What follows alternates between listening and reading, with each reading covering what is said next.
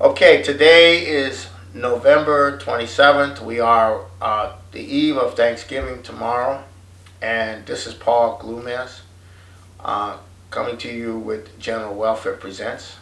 And I bring to you almost 46 years of experience with Lyndon LaRouche and his political movement, and the hundreds of thousands of conversations that I've had over those 46 years on the streets and on the phones and with different people. And, I'm very blessed to be here, and I'm very blessed to have lived this long, and I'm very blessed to be able to discuss with you this situation that we're in the world at this time. All right. All players, all assets, all pieces of the British Empire are in full play at this point. And what's happening is there's a massive exposure of those pieces, those players, and those entities, and the methodologies by which we have been controlled. There's a massive exposure. Now, the most important thing to understand is that the British Empire, while it is the most powerful force on the planet, the major nations of the world, were they to collaborate, have much stronger power than the British Empire. It is only because of the lack of cooperation between nations for what is in their mutual benefit that the power of the British Empire exists. And the cooperation that is possible in a crisis like the one we're going into is the biggest threat to the empire. And the crisis we're going into right now is centered on the inability of the current global financial system that developed as part of the expansion of the power of the empire over the world, centered in London, centered in the offshore jurisdictions, centered in and secondarily centered in London and places like Hong Kong. Hong Kong is part of that. That power, which has become very powerful through financial warfare, financial speculation, the rules-based order, the ability to crush nations economically, or to prevent nations from developing, or corrupt their political leadership, or run international terrorism, run the drug trade, which is, somewhere between $2 and $4 trillion of money laundered into this financial system. That system is finished. It's going down. The Federal Reserve is bailing it out. All the central banks are bailing out, but they're not telling where the money is going, and they're not discussing who is in trouble, and they're not calling it quantitative easing, which it is. And the general consensus on the street is that Deutsche Bank is the worst, is the thing that is having trouble. And if Deutsche Bank goes under, since it's a globally systemically important financial institution, then the whole system goes under. Therefore, they have to keep it afloat no matter what. They have to keep a corpse afloat no matter what. So there's not enough formaldehyde in the system to keep these corpses looking like they're still viable. Now, in this context, you have the growth of what the Chinese are doing with the Russians, and now with India coming in to some degree, and other nations around the Belt and Road. Now, that's the real economy. That's not financial speculation. And that becomes the template or the basis for a new system. Now, at the center of any way to deal with this systemic breakdown is not something you can deal with within any nation by itself. It doesn't work. The key two nations that have to decide and be the pivot for a new system are the United States and China. the relationship between the United States and China in terms of economics is the most paramount importance. It's the key. The relationship between President Donald Trump and the President of China, Xi Jinping, is the key. And that relationship, if that relationship holds into a crisis, then there's a possibility of putting together a new financial architecture on a global scale. Because then they can recruit Russia, Japan, India to that financial architecture and then recruit the rest. So that's where we are now. So I'm going to discuss now the Hong Kong situation, which you have to understand. It's not what people think. Hong Kong is still, to a large degree, part of the British Empire.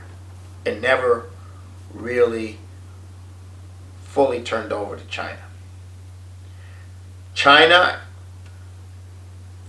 had kept Hong Kong from being fully assimilated into China, and they operated on the one China, two systems idea. Now, Hong Kong is maybe the third or fourth largest global financial center. They have 85,000 British expats there. They have 30,000, maybe even 300,000 Canadian citizens there, mostly of Chinese extraction.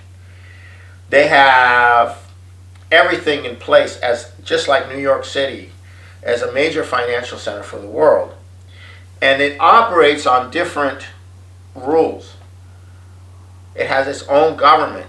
The money is not is created by the Hong Kong Shanghai Bank, Standard & Chartered, and more recently the Bank of China. They create the currency, but the British are still entrenched. And the Chinese government has allowed the two systems as a kind of portal for exporting capital and trade and so forth. But it also creates a massive opening for corrupting China. So it works a two-way street. The Chinese are using Hong Kong as a window to the West to be able to get the technology and trade, because they're not restricted in their trade with the U.S. and Europe and the way China is restricted in their trade. So if trade is coming from mainland China to Europe or the U.S., it's under restriction. If it's coming from Hong Kong, it's not. It's free. Totally different set of relationships between Hong Kong and Europe and Hong Kong and the United States. So now what the British have done is decided to blow that situation up. And they have massive capabilities on the ground. They have massive penetration. And they've also calculated in the younger generation that is not experiencing the progress that China is experiencing, but rather the hell of being under British, the real estate situation, which is terrible. Not like China. It's a little different in China. So essentially, what China is doing now is trying to move to build up the other parts of China into becoming global financial centers, but they really don't have the personnel to do that. But also it's a problem because they're accommodating themselves to the international financial situation. So Hong Kong is being blown up. And it's being blown up to blow up the relationship between China and the United States and China and Europe, for the express purpose that since China did not go along with what the British wanted, which was a corrupt communist party that turns its people into workers for the factory of the world, but did not develop. China decided to develop. Therefore, they're a threat.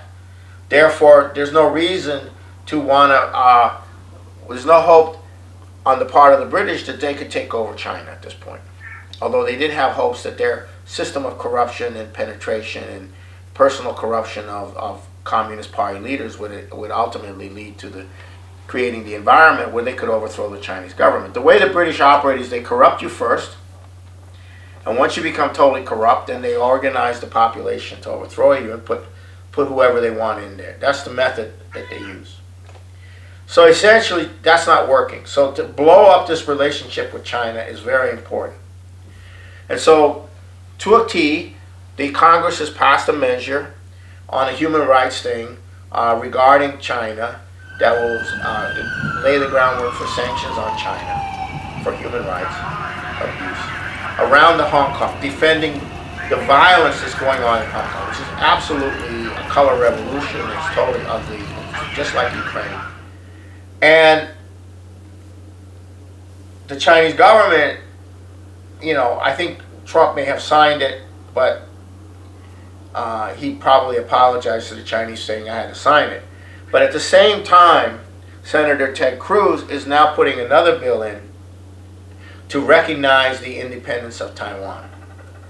And that would be that is the end. That is war. If the United States recognizes the independence of Taiwan, that's the bottom line. The Chinese cannot allow that, because China is composed of many ethnic groups and many different sections, and many of these would then look to Taiwan as a model for secession. So if China cannot defend one China, then they can't defend themselves. So this is now what Ted Cruz is doing. Again, this is to blow up the relationship between the U.S. and China, and the purpose of blowing up the relationship of the U.S. and China is to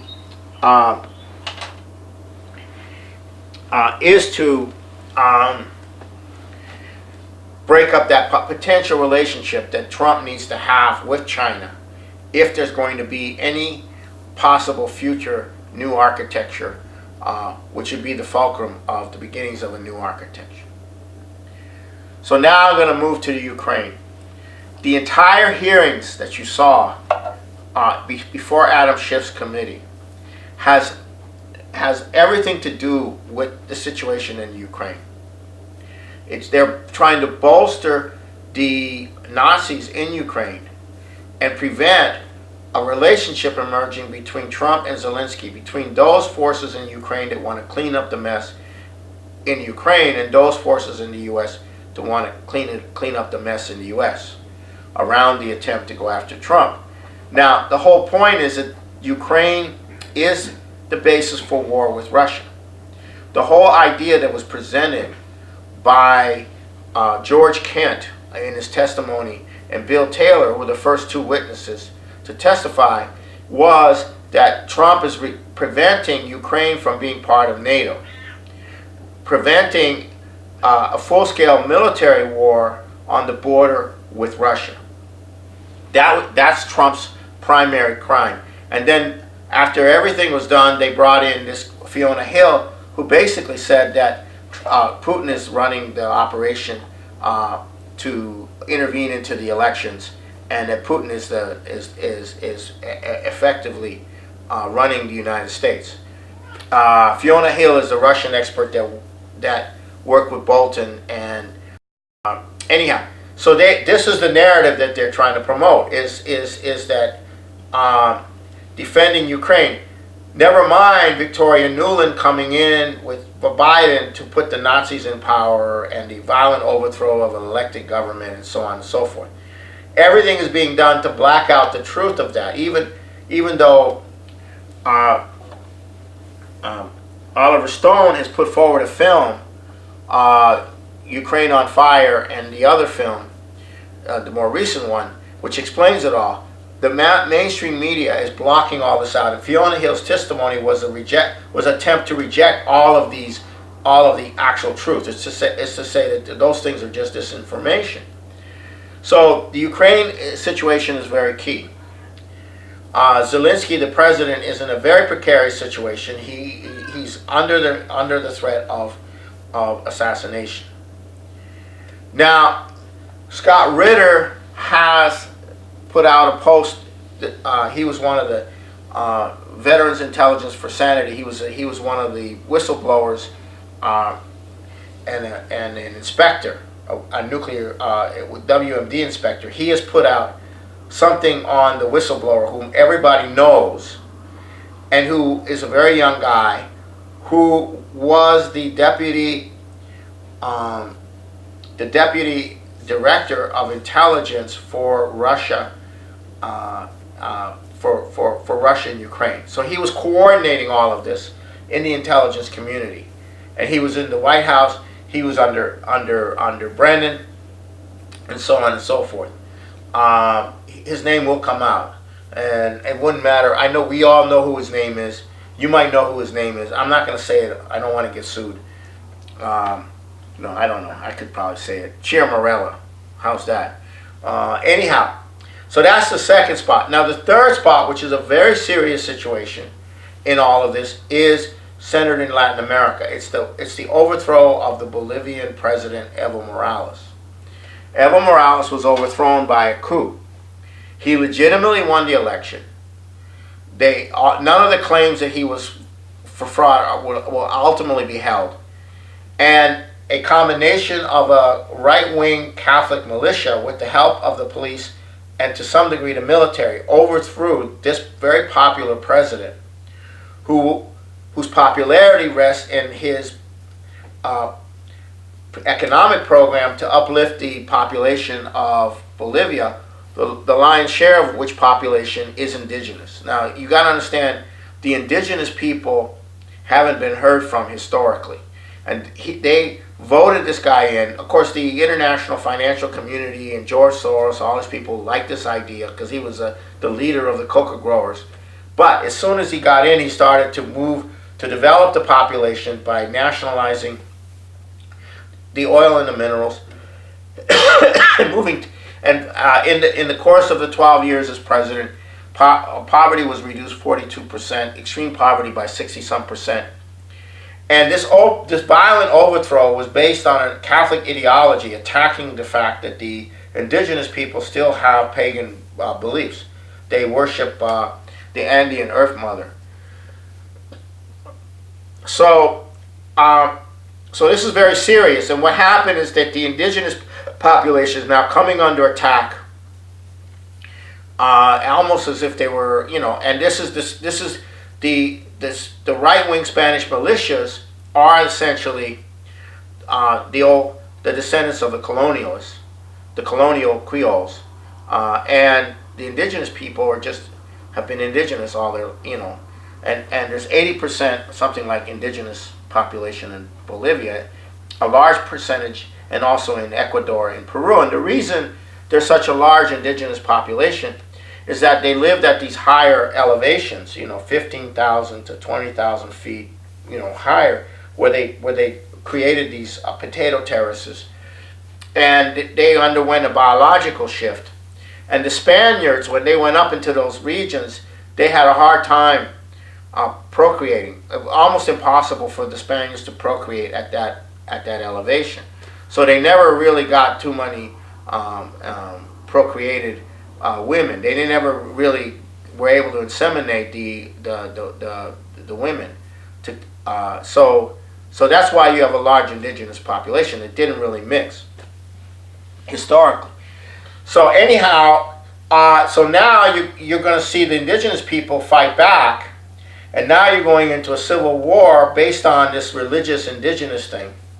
And the Catholic Church is also starting to attack in various parts of Mexico and various parts of Latin America, enclaves of Protestant fundamentalists.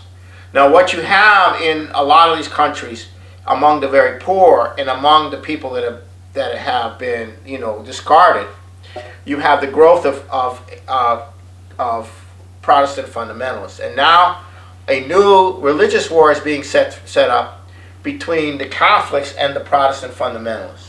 And that's going to spill into the United States and, here, because you have a lot of fundamentalists here, and you have Catholics, and they're moving to create this, the Pope is moving, the Catholic Church is moving to go into these areas and use their power in these areas to literally attack and kill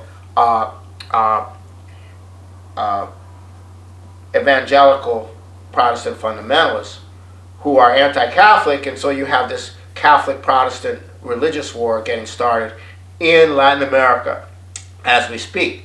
But it's all connected to the fact that the Catholic Church in Latin America historically has always been the most reactionary, associated with the elite, associated with the Spanish elite, who still continue to have most of the power in these countries, although it varies in different countries.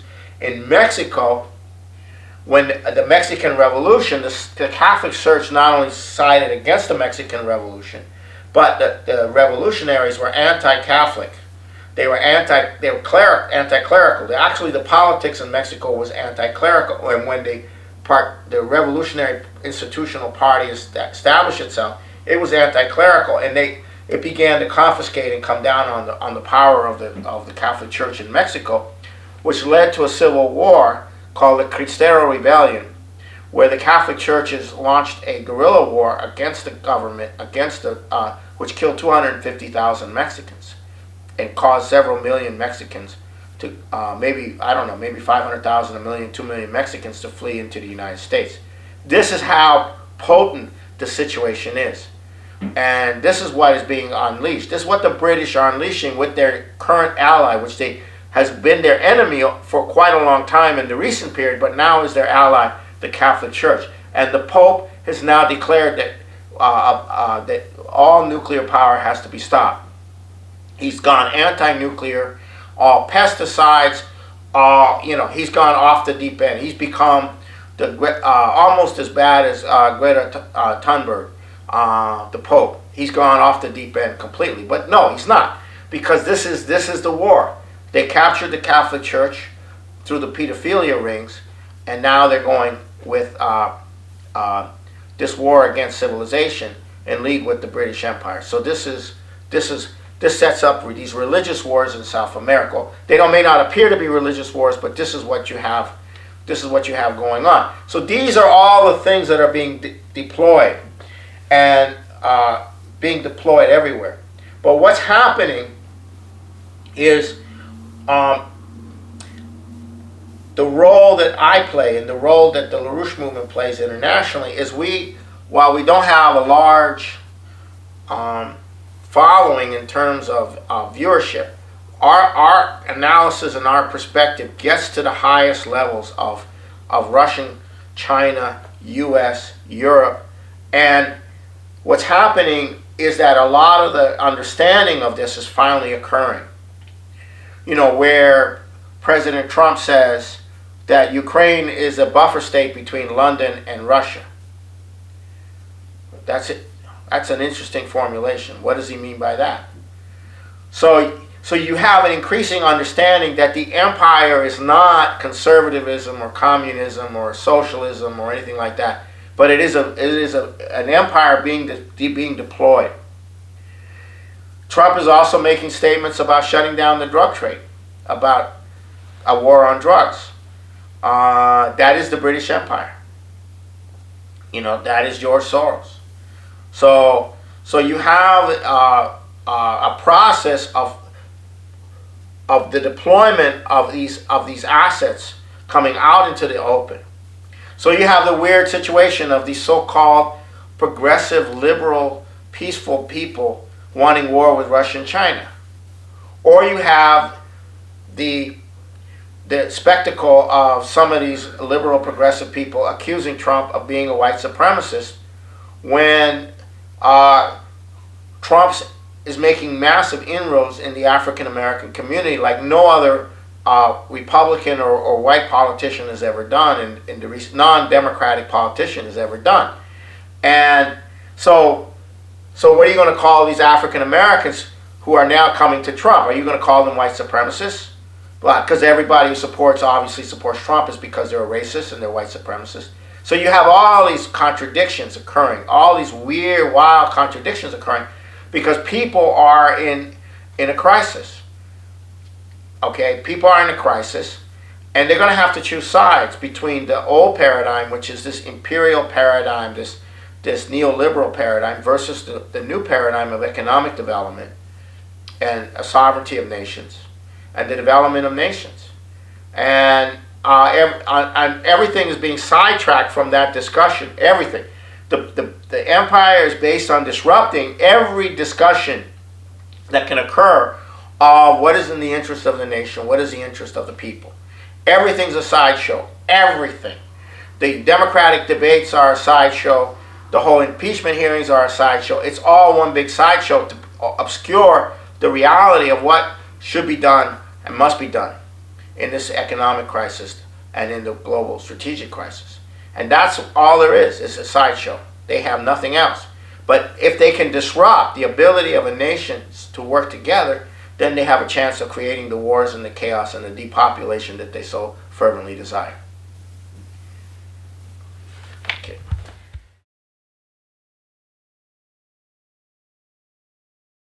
Common stock investments have helped to make our country prosperous and powerful. Owning a share in American industry is like owning a share in the future of our nation. But remember John Q. There is a risk as well as an advantage in owning any kind of property. So get the facts before you put your money to work.